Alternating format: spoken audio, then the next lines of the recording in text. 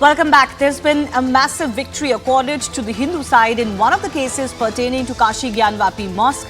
A Varanasi district court today allowed the Hindu side to offer prayers in southern cellar of the Gyanvapi Mosque. The court directed the receiver to make arrangements for puja to be performed by the Hindu side and a pujari nominated by Sri Kashi Vishwanath Temple Trust. Now, worship is expected to start anytime within 7 days. Anjuman Intizamiya Masjid Committee's counsel, Akhlaq Ahmed, has said that they would be challenging the order in a higher court. The court had fixed February 8 as date of hearing on an application by the mosque committee saying that this plea should be dismissed. Now, the district court's order also comes a day after 4 Hindu women had moved the Supreme Court seeking excavation and scientific survey of the sealed sections of the mosque. This after the ASI report concluded that a large Hindu temple existed before the construction of the present structure. So why is the Hindu side feeling triumphant, vindicated today, and why is this important in the larger scheme of things? That's because of the history of this Tehkhana. Now this Tehkhana, the one that has been allowed prayers in today, belongs to the Vyas family connected to Kashi Vishwanath for a very long time. The Tehkhana is in the southern part of the mosque and is located in front of the Nandi that is still present in the Kashi Vishwanath complex today. Hindu worship was on in this Tehkhana till December 5, 1992. But post the Babri incident in Uttar Pradesh, worship was arbitrarily stopped even at this site. This is something that can be called clear injustice to the Hindu prayers. Now, the Kashi Mandir Gyanvapi Mosque case is picking up steam, and how? And with this verdict today, subject to appeals, the focus will once again shift to the larger title or reclamation case and the ASI report made public last week. The report has, for some, confirmed what we already knew and has been historically established, but for some, it is not reliable. Some rather caustic remarks have been made against the ASI survey report, which concluded that a Hindu temple existed underneath the present-day structure, which was only built in the 17th century, reusing some materials of the old temple. While some have questioned the ASI's credibility, others have called the report inconclusive. It is rather shocking that non-experts are jumping in to deny the existence of the Hindu temple under current Gyanvapi Mosque, because even the staunchest of leftist historians and Aurangzeb biographers actually don't deny that a temple was destroyed by Aurangzeb. So it is very likely that no proof will be enough and everything will be politicized as this case goes on. Still, here's a reminder of the main points of the ASI report. 1. Sculptural remains indicate that a temple indeed existed and it was destroyed because of other historical examples available in the 17th century. Inscriptions in Devanagari, Grantha, Telugu and Kannada have been found. Names of deities like Janardhan, Rudra have been found inscribed. Idols of Hindu deities have now been found under the dumped soil. Parts of pre-existing temple were reused for expansion of the present-day mosque, and the pre-existing structure was probably destroyed in the 17th century. These are the conclusions of the ASI report. And joining me now for a very special conversation on this entire Kashi matter, the refusal to accept the truth, are 2 men related to Kashi. One, of course, is Vishnu Jain, and other is historian and author Vikram Sampath.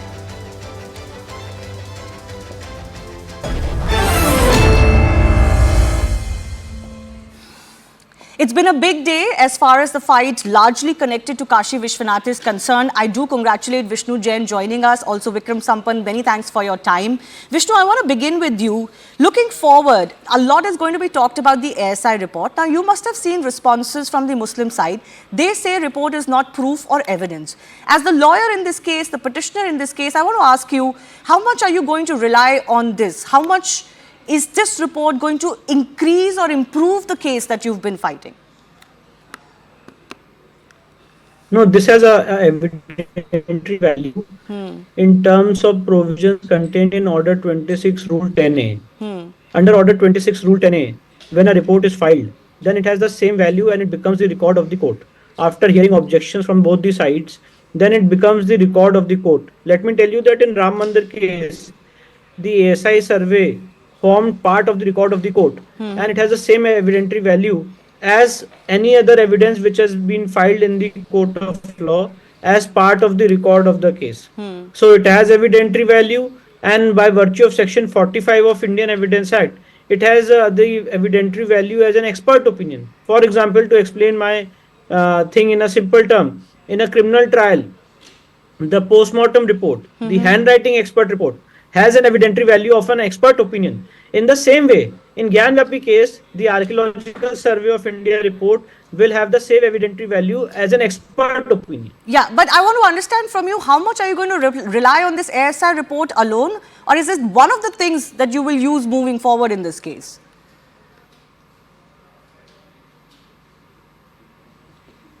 No, definitely we have lot of chain of evidences.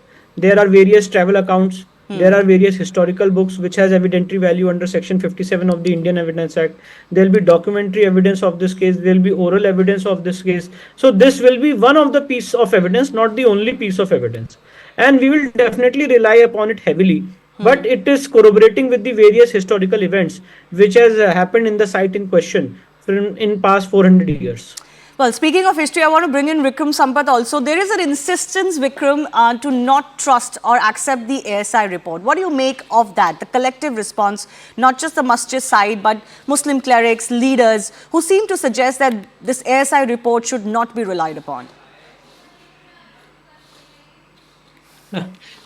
Then what else are you going to rely upon? You're not going to rely on scriptural evidence. You're not going to rely on historical evidence. You're not going to rely on, travelers' accounts that have existed, right from the 7th century with Hyun Sang coming to the place. You're not going to rely on a modern, scientific report, which has done such extensive survey, through various techniques that I said, visual as well as X-ray, isotope dating, everything has been done, documented and dusted. Now, after that too, if you deny, then, there is nothing in the world, even God himself or Aurangzeb himself needs to be brought out of his tomb and probably made to tell you that, yes, I did demolish this place. So I think this obduracy, I think is not good, especially in the case of Ayodhya, people kept saying, where's the evidence? Yes. Where is the evidence? And Yes. so on. Here we are inundating you with evidence. There are reports and reports running to thousands of pages. So even now, if you say the evidence is not good enough, I think it's almost like, our neighboring country doubting the dossiers that we kept sending, in the wake of 2611. I think somewhere this should stop. We should have faith in someone. This is not a government-directed or an RSS or Hindutva-directed, survey. It was a court-monitored, court-ordered, ASI report. And ASI is a internationally renowned organization, the Archaeological Survey of India. So we have to, rely on the expertise of the team, which is a very eclectic team. If you look at it, there are members from the minority community also included in the drafting of this report. So I think at some point, people should learn to accept the truth, however hard and, uncomfortable it might be for them. Yeah, it doesn't look like that's happening. I just want to read out some responses from the masjid side.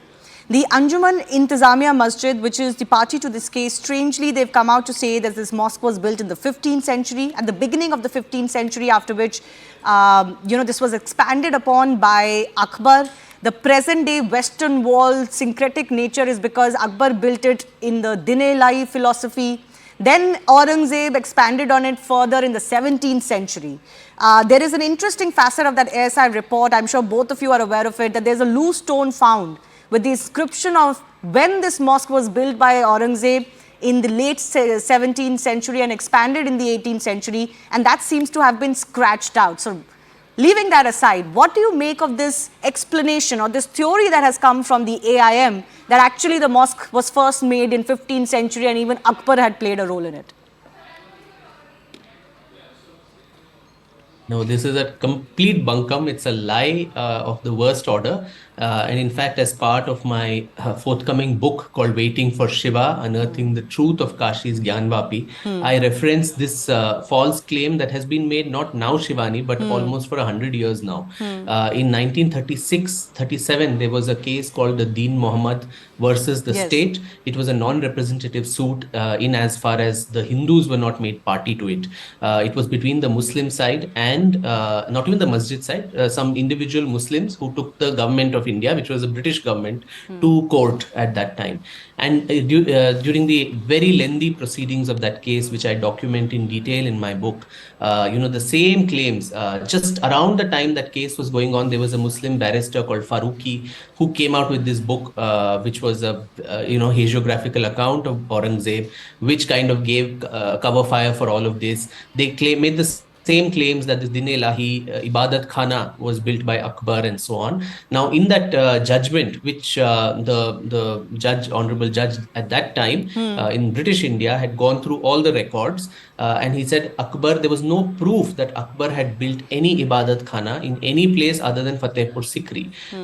So not the least in Varanasi, not the least in this particular place.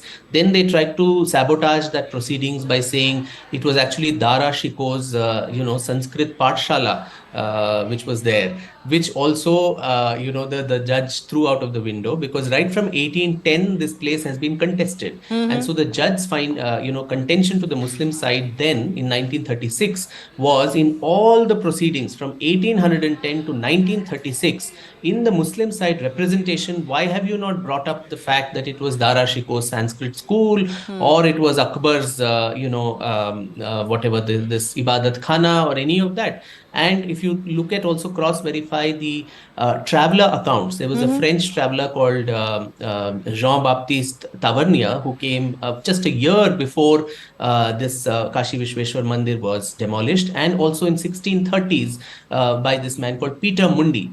All these people document that there was a grand Bisheshwar temple at this spot. And in fact, Tavernier writes later that I visited this place. I think he wrote it after the demolition, but as a memoir of the past, he said, I had visited this grand temple which was demolished by Aurangzeb a year or so after I visited it. And all these people had also made drawings and sketches of people going and putting water on the Shivling, and the structures that were there in the Garbhagriha and all of this. So these were foreign travelers. They were not, some Hindutva people or whatever like that to make false claims. So I think this is subterfuge of the worst order, where you spin so many stories. First you say it was not even a mosque, it was an Ibadat Khana. Then you say it's a Sanskrit school. Then you say it was not demolished by Aurangzeb. Now that loose inscription that you spoke of, which was discovered, it clearly mentions that in the 20th regnal year of Aurangzeb, somewhere around 1677 or so, so about 10 years, that means after demolition. So the Masir-e Alamgiri clearly documents on 2nd September 1669, the soldiers giving back the report to Aurangzeb that as per the Badshahi Farman, we have demolished the Kashi Vishwanath temple. And this inscription comes as a logical sequence to that, saying 10 years later, you had the mosque built at that spot. And the other one, which was, I think, 1792 or so, was when the repairs and reconstruction was made. And that was when the last line, which says this was done at the behest of the Mutwalli of the mosque, or the superintendent, that seems to have been erased. But in the ASI journal, the original inscription is there, which the ASI report also documents, to show which was the last line that was sought to be removed.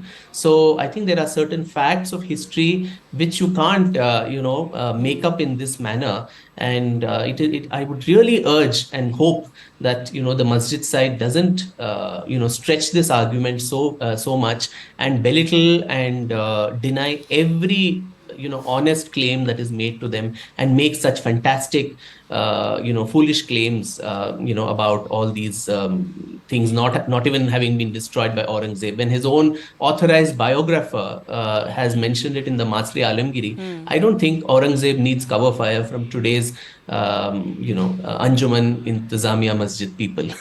I'll bring Vishnu on this in just a bit, but it's also very strange that in their response, they're also trying to spin it around by saying that how can you say there was a Hindu temple? They say that, Buddhism was also very prevalent as far as Varanasi is concerned. So it could have been something else. I find it very peculiar because it's almost like suggesting that if it was a Buddhist or a Jain temple, then the claim doesn't stand, or somehow this fight will go away. What do you make of this particular insistence? Exactly. So this is just a concoction of driven by largely by the Marxist historians, who I think inspire these people to make these crazy claims. So if it is a Buddhist claim, so why don't you give away the place to the Buddhist people, if not the Hindus? So it's anyway not your place. And as per Islamic law, you're not supposed to pray at a place which is captured from somebody at someone else's place, and without that person's permission. And in this case, in all these British court reports itself, records, and the adjudications that have come, it has been very clear that this was not registered as a Waqf property. Aurangzeb may have destroyed the temple, but then there was no farman to say in its place construct a mosque. So, in effect, it is an illegal encroachment upon someone else's territory. So, as per Islamic law itself, if prayer on this place is haram, then how are you going to actually justify that by making all these claims, whether it was Hindu, Buddhist, Jain, whatever else? It is certainly not a Muslim spot.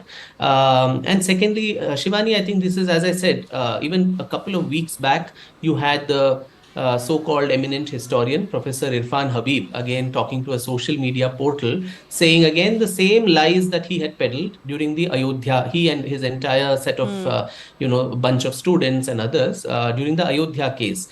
They lied through their teeth, as Professor Meenakshi Jain and others have documented, on the Vishnu Hari inscription that was found in the disputed structure on the day of the demolition on 6th December 1992.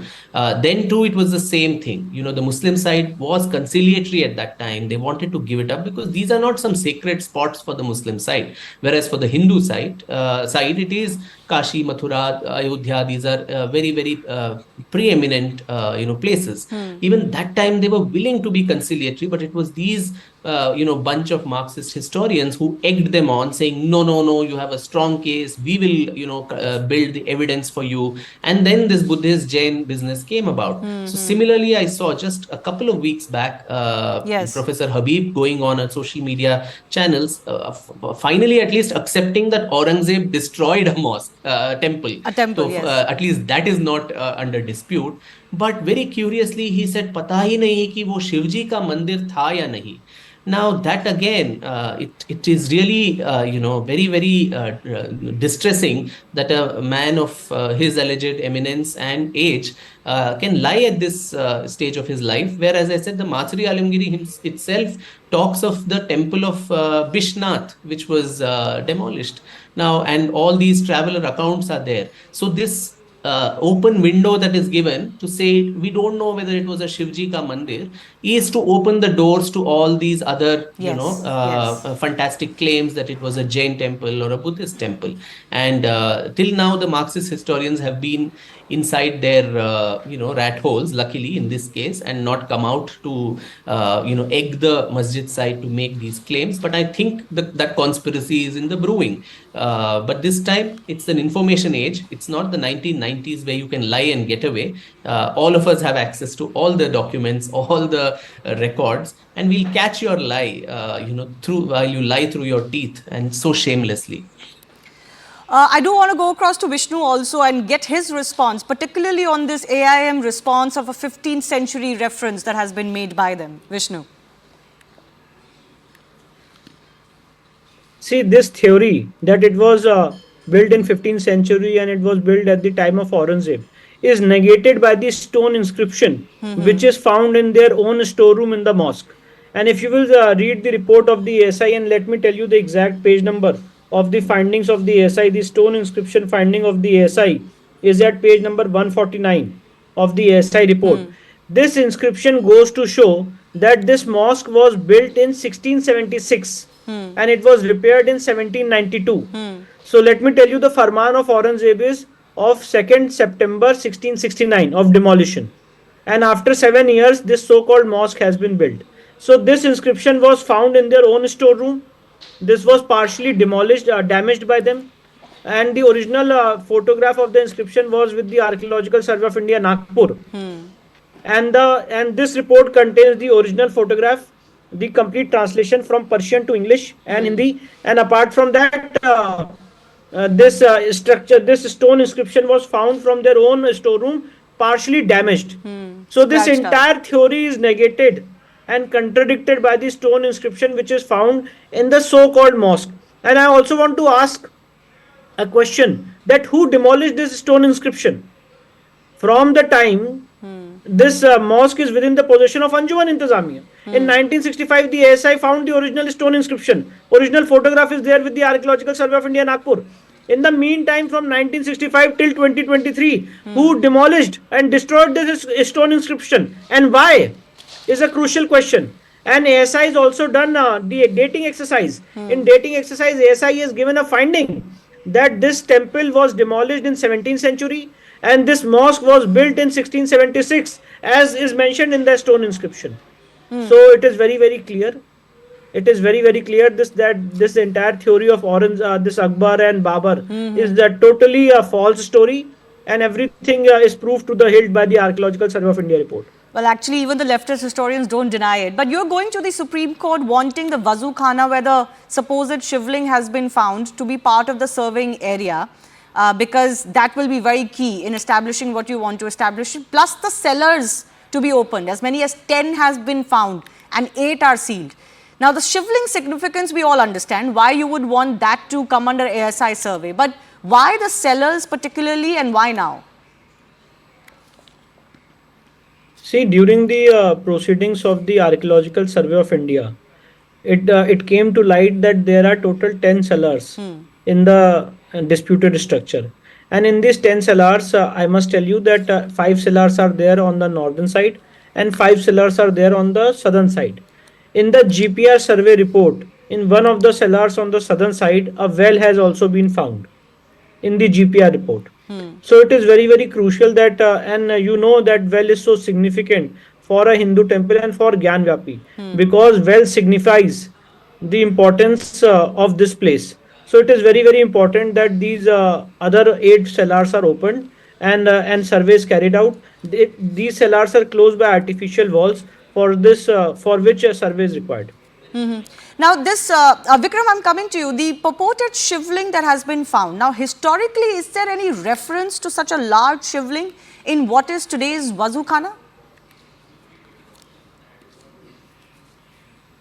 So, Shivani, there is no historical reference to the size of the shivling in any of the scriptures. But there are contesting, I mean, there are 2 main shivlings which were there in that entire area. One was, of course, Vishweshwar. The other was another ling called Avimukteshwar. And, you know, even the Kashi Khand of the Skanda Puran says, while the entire world worships Vishweshwar, Vishweshwar worships Avimukteshwar, who is his guru. And even in the Kashi Khand, Bhagwan Shiv is supposed to describe the entire geography with about 14 main lingas, which are very, sacred in Kashi. Each corresponding, it's called a Lingatmak Swarup, where the physical structure of a person is mapped. So the eyes are one particular ling, the hands and legs and all, the navel is Madhyameshwar. So many such names are there. So in that, the 2 right hands are, mentioned as Avimukteshwar and Vishweshwar, which are in close proximity to each other.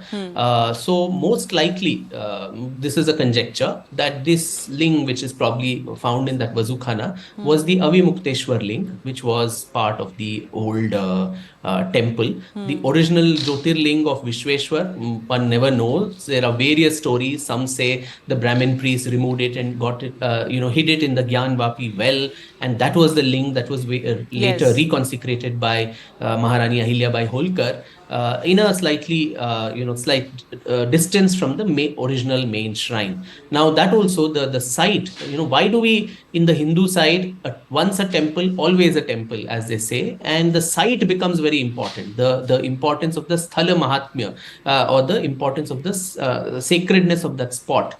So even at the heights of Islamic iconoclasm in the 16th century, you had Narayan Bhatt, the famous Maharashtrian Brahmin scholar of Sanskrit. In his seminal work called Tristhali Setu, he gives an advice to all the devout astikas. He says, during these very difficult times of the Dushta Mlechhadi Rajas, or the evil, Muslim rulers, the shivling may have disappeared at certain times, but don't lose hope. Have faith. The very fact that your Mahadev was at that particular spot imbues that entire area with sacredness. And so even if there is no shivling, go to the Ganga, get some water and pour water over that spot. If there are no soldiers doing surveillance, then you can put some flowers and whatever and do worship to the ground itself. And that is equivalent to actually doing puja to Mahadev, and have hope that one day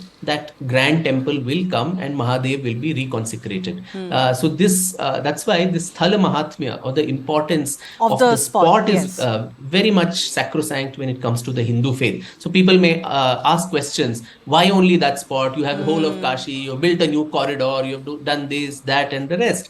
That spot is important, and that is why every time the temple was demolished, it was demolished several waves of iconoclasm from 1194 by Kutubuddin Aibak, then Razia Sultan, then the Sharki Nawabs of Jaunpur, then Alauddin Khilji, Sikandar Lodi, and then finally Aurangzeb.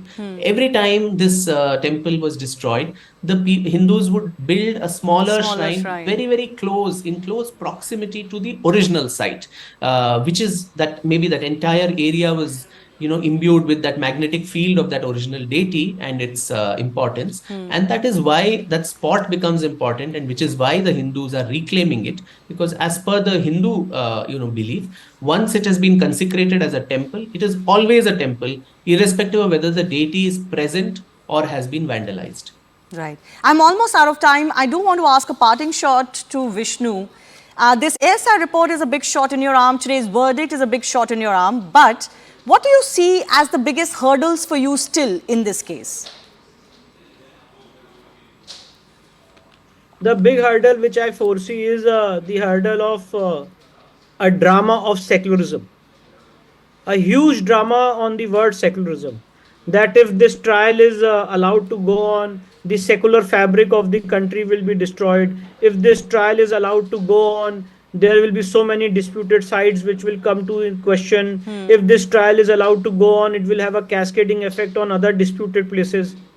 These are the things which I foresee, and I feel and I strongly believe that we have a very strong case on merits, and the only thing which we need is a day-to-day trial, and this matter is heard on its merits despite these arguments of secularism, because no secularism principle will apply where a pre-existing Hindu temple has been demolished, where a shivling is existing in the Vazu tank, which is yet to be investigated. Despite these clinching facts, if someone cries about secularism, I think they do not believe in the strength and merit of their case, and therefore they are trying to run away from the merits of this case. So not the legality, but the politics is the biggest hurdle. I do thank both of you for your time. Completely out of time now on this edition.